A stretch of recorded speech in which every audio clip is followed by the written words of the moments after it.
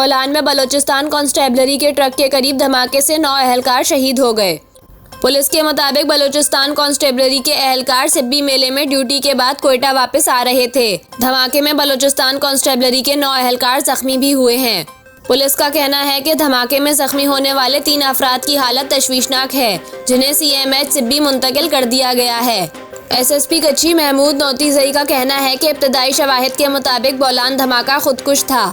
धमाके के बाद बम डिस्पोजल टीम जाए वकुआ पर पहुंच गई है और धमाके के बाद इलाके को सर्च किया जा रहा है।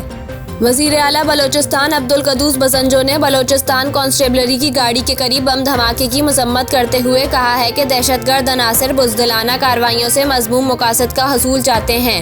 बदअमनी और अदम इस्तेहकाम पैदा करके सूबे को पसमानदा रखने की साजिश की जा रही है। अब्दुल कदूस बसंजो का कहना था कि ऐसी तमाम साजिशों को अवाम की हिमायत से नाकाम बनाया जाएगा। वफाकी वजीर दाखिला राना सनाउल्लाह ने भी बोलान में बलोचिस्तान कांस्टेबलरी पर दहशतगर्द हमले की मजम्मत करते हुए कीमती जानों के ज़िया पर गहरे दुख और अफसोस का इजहार किया है। वफाकी वजीर दाखिला का कहना है कि पूरी कौम दहशतगर्दी के खिलाफ जंग में सिक्योरिटी फोर्सेस के शाना बशाना खड़ी है। वफाकी वजीर दाखिला ने हमले की रिपोर्ट भी तलब कर ली है।